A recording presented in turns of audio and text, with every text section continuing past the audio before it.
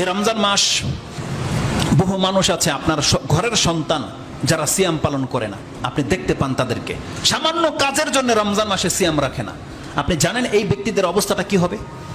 আমি আপনাকে এখন একটা হাদিস এখন পেশ করি। যারা সিয়াম রাখে না তাদের রেজাল্টটা যে কি হতে পারে এটা আপনি বিচার করবেন। আমি শুধু এমন ব্যক্তিদের কথা বলবো যারা হয়তো সিয়াম রাখে বা সারাদিন না খেয়ে থাকে, বিকেলবেলা কিছু খেয়ে নেয় বা রমজানের ইফতারের আগে ইফতারি করে নেয়, তাদের কত মারাত্মক শাস্তি হতে পারে এই মর্মে একটা হাদিস কোট করেছেন সহিহ ইবনে খুজাইমাতে 1986 1986-তে, এবং সেই হাদিসটা সহিহ ইবনে হিব্বানের মধ্যে 7491-তে রয়েছে, এবং তারগিব ওয়া তারহিবের মধ্যে ইমাম মুনজির রাহিমাহুল্লাহ কোট করেছেন। নাসিরউদ্দিন আলবানী তার তাহকিকে বলেছেন হাদা হাদিসুন হাসানুন সাহিহ, যেটা সহিহ তারগিব ওয়া তারহিবের মধ্যে আপনি 1005 নম্বরে পেয়ে যাবেন। এই হাদিসের বর্ণনাকারী হচ্ছে আবু উমামাতা আল বাহলি রাদিয়াল্লাহু তাআলা আনহু। তিনি বলতেছেন সামিয়তু রাসূলুল্লাহ সাল্লাল্লাহু আলাইহি ওয়াসাল্লাম ইয়াকুল, যে আমি রাসূলুল্লাহ সাল্লাল্লাহু আলাইহি ওয়াসাল্লামকে এই কথা বলতে শুনেছি। কোন একদিনের ঘটনা, রাসূল সাল্লাল্লাহু বলছেন বাইনা আনা নাইমুন ইজা আতানি রাজুলানে, আমি একদিন শুয়েছি, দুইজন ফেরেশতা আমার কাছে এসেছে। দুইজন রাজুলানে মানে দুইজন ফেরেশতা, রাজুলের বেশ ধরে এসেছে, পুরুষদের বেশ ধরে দুইজন ফেরেশতা আমার কাছে এসেছে এবং আমার বাহু ধরে আমাকে নিয়ে চললেন। কোথায় নিয়ে চললেন? রাসূল সাল্লাল্লাহু বলছেন ফা আতায়া জাবালান ওয়া আরান, একটা কঠিন পাহাড়ের মধ্যে নিয়ে আসলেন। ফাকালা ইসআদ, আপনি চড়ুন, পাহাড়ের উপর ওঠেন। হাত্তা ইজা কুনতু ফি সাওয়াইল জাবালি ইজা বি আসওয়াতিন শাদীদাতিন, আমি যখন পাহাড়ের চূড়ায় উঠেছি তখন আমার কাছে বিকট চিৎকারের শব্দ আমার কানে ভেসে এসেছে।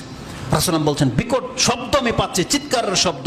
ফাকুলতু মান হাউলাই, তাদেরকে আমি বললাম এরা কারা যারা চিৎকার করতেছে? তখন আমাকে বলা হয়েছে কালু মান হাযিহিল আসওয়াত, এই শব্দগুলো কাদের? তখন আমাকে বলা হয়েছে কালা হাযা ওয়াউ আহলিন নার, ওয়াউ আহলিন নার। এখানে এমন একটা শব্দ আছে যেই শব্দটা আমরা বাংলায় ব্যবহার করি।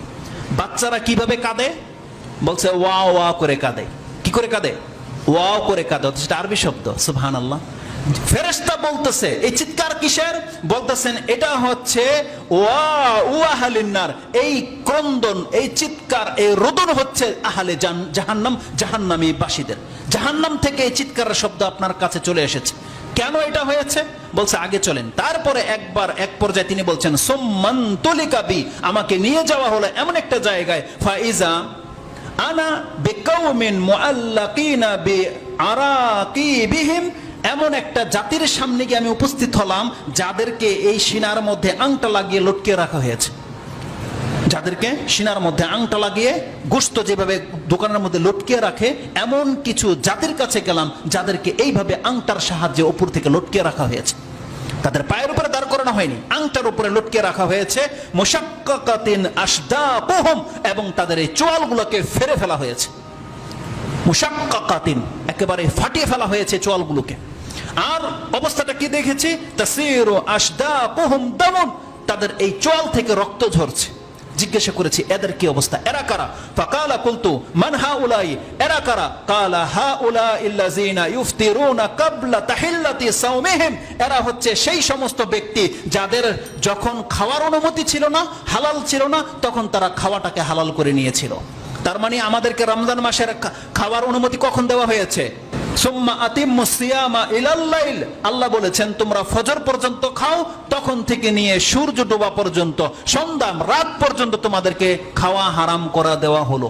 বলা হয়নি আল্লাহ কতক্ষণ পর্যন্ত খাবে না? সূর্য ডোবা পর্যন্ত আল্লাহ সুবহানাহু ওয়া তাআলা আমাদের জন্য হারাম করে দিয়েছে। আর এই শাস্তিটা কাদেরকে বলা হবে? ভাষাটা কি বলা হয়েছে? হাউলা ইল্লাযিনা ইফতিরুন, তারা খেয়ে নিত কখন? ক্বাবলা তাহিল্লাতি সাওমিহিম, তাদের সিয়াম থেকে হালাল হয় নাই ওই অবস্থায় খেয়ে নিত। তার মানে আপনি যদি এখন খেয়ে নেন এটা আপনার জন্য হালাল, আপনি যদি আসরের পরে খেয়ে নেন এটা আপনার জন্য হালাল। তার মানে মাগরিবের আগে কোনো ব্যক্তির, মুসলমানের বাচ্চা, মুসলিম আপনি, আর আপনি রমজান মাস পেয়ে গেছেন, আপনি মুসাফির নন, আপনি সুস্থ, আপনার জন্য সূর্য ডোবা আগ পর্যন্ত কোনো কিছু মুখে নেওয়া হারাম। আপনার কোনো পানীয় খাবেন, খাদ্য খাবেন, এটা আপনার জন্য হারাম। আপনি সিয়াম রাখেন না রাখেন এটা পরের সাবজেক্ট। আমি আপনাকে যেটা দেখাতে চাচ্ছি, রমজানের হুরমত হচ্ছে কোন ব্যক্তি সুস্থ মুকিম অবস্থায় চলে এসেছে, সে সফরে ছিল, আজকে 10টা বাজে ল্যান্ড করেছে বাড়িতে, আপনি জেনে নেন ওলামাদের ফতোয়া হচ্ছে মাগরিব পর্যন্ত সে কোনো কিছু খেতে পারবে না, কারণ তার ওজর শেষ হয়ে গেছে, বাকি সময় তার সায়েমের মতো থাকতে হবে। যেই সমস্ত মা বোনরা এখন যদি পিরিয়ড থেকে মুক্ত হয়, এখন থেকে নিয়ে মাগরিব পর্যন্ত সে আর কিছু খেতে পারবে না, সে তাকে সায়েম অবস্থায় পার করবে। যদিও তার আজকের দিনটা সায়েম বলে গণ্য হবে না, কিন্তু তার এই সায়েম অবস্থায় থাকার কারণে তার নেকি হবে, পরবর্তী সে একটা কাজা করে নেবে। এই রমজান মাসের বৈশিষ্ট্যটা আল্লাহ কি রেখেছে, যে আপনি মাগরিবের আগ পর্যন্ত এই সমস্ত কাজগুলো আপনার জন্য জায়েজ নয়, হারাম। কিন্তু কোন কারণে আপনি আটকে গেছেন, অপবিত্র হয়ে গেছে মহিলারা, বা আপনি মুসাফির সফরে চলে গেছেন, বা আপনি অসুস্থ হয়ে গেছেন, আল্লাহ শুধু আপনাকে সুযোগ দিয়েছে, বান্দা তোমার জন্য আমার দয়া, যাও তুমি রমজানের পরে কাজা করে নিও। কিন্তু একটা সুস্থ ব্যক্তি, মুসলিম ব্যক্তি রমজান মাস পেয়ে গেলেন, বাসায় আছেন, সুস্থ পবিত্র, আর আপনি সিয়াম রাখবেন না, ব্যাপারটা খুব মারাত্মক হবে। আপনি চিন্তা করে দেখেন, খুবই মারাত্মক হবে। রাসূলুল্লাহ সাল্লাল্লাহু আলাইহি ওয়াসাল্লাম বলছেন তাদের চলগুলোকে ফেরে ফেলা হতো শুধুমাত্র তারা সময়ের আগে ইফতার করার কারণে। তার মানে যারা সিয়াম রাখে না, আল্লাহ তাদের কথা বলেই নেই। আমি কোরআন এবং হাদিস চর্চা করে যেই জিনিসটা মূলনীতি পেলাম, আল্লাহ সুবহানাহু ওয়া তাআলা কোরআনের কোনো জায়গায় বেনামাজির কোনো কথাই বলে নেই। বেনামাজি কি হবে, শাস্তি পাবে না কিভাবে, আল্লাহ কিছুই বলে নেই। কোনো হাদিসের মধ্যে বর্ণনায় আসে নাই রোজা না রাখলে কি অপরাধ, আপনার বর্ণনায় আসে নাই। বুঝতে পারছেন কেন জানেন? সুবহানাল্লাহ, আমার মনে হয় আল্লাহ সুবহানাহু ওয়া তাআলা এটা বিচারই করে নাই যে মুসলিম বলবে আবার সালাত আদায় করবে না, মুসলিম বলবে আবার সিয়াম রাখবে না, যাকাত দিবে না, এটা তো হইতে পারে না। এই জন্য আল্লাহ সুবহানাহু ওয়া তাআলা ইসলামের পিলারের ক্ষেত্রে আপনি বড় কোনো হাদিস পাবেন না যে এটা না করলে এটা হবে, এত বছর জাহান্নামে যাবে, এই হবে সেই হবে, কিছু আল্লাহ বলেনি। আল্লাহর বিধানের মধ্যেই নাই, শরীয়তের মধ্যেই নাই যে কোনো ব্যক্তি নিজেকে মুসলিম দাবি করবে অথচ নামাজ পড়বে না, এটা হতে পারে না। বরং আল্লাহ সুবহানাহু ওয়া তাআলা কাদেরকে শাসিয়েছে? বেনামাজিকে নয়। আল্লাহ বলেছেন দুর্ভোগ সেই সমস্ত নামাজির যারা তাদের নামাজ থেকে গাফেল, যারা লোক দেখানোর জন্য নামাজ পড়ে, তাদের জন্য যদি দুর্ভোগ হয়, তাহলে বেনামাজিকে তাদের কানেই কথা ঢুকে না, তার রেজাল্টটা কি হবে সে ভাবে না কেন যে আল্লাহ তাকে কি বলেছে। যেখানে আল্লাহ বলেছেন ফাওয়াইলুল লিল মুসাল্লিন আল্লাযিনা হুম আন সালাতিহিম সাহুন আল্লাযিনা হুম ইউরাউন, যারা লোক দেখানো নামাজ পড়ে, আল্লাহ বলছে তারা ধ্বংস হোক। যদি নামাজ পড়ে ধ্বংস হয় লোক দেখানোর কারণে, আর আপনি নামাজই পড়লেন না, আপনার কথা তো আল্লাহ কোনো উচ্চারণই করে নাই, মানে আল্লাহর বান্দাই হন আপনি।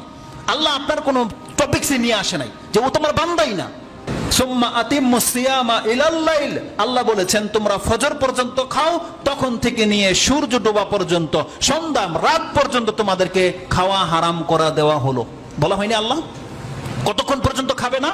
সূর্য ডোবা পর্যন্ত আল্লাহ সুবহানাহু ওয়া তাআলা আমাদের জন্য হারাম করে দিয়েছে। আর এই শাস্তিটা কাদেরকে বলা হবে? ভাষাটা কি বলা হয়েছে? হাউলা ইল্লাযিনা ইফতিরুন, তারা খেয়ে নিত কখন? কাবলা তাহিল্লাতি সাওমিহিম, তাদের সিয়াম থেকে হালাল হয় নাই ওই অবস্থায় খেয়ে নিত। তার মানে আপনি যদি এখন খেয়ে নেন এটা আপনার জন্য হালাল, আপনি যদি আসরের পরে খেয়ে নেন এটা আপনার জন্য হালাল। তার মানে মাগরিবের আগে কোনো ব্যক্তির, মুসলমানের বাচ্চা মুসলিম আপনি, আর আপনি রমজান মাস পেয়ে গেছেন, আপনি মুসাফির নন, আপনি সুস্থ, আপনার জন্য সূর্য ডোবা আগ পর্যন্ত কোনো কিছু মুখে নেওয়া হারাম।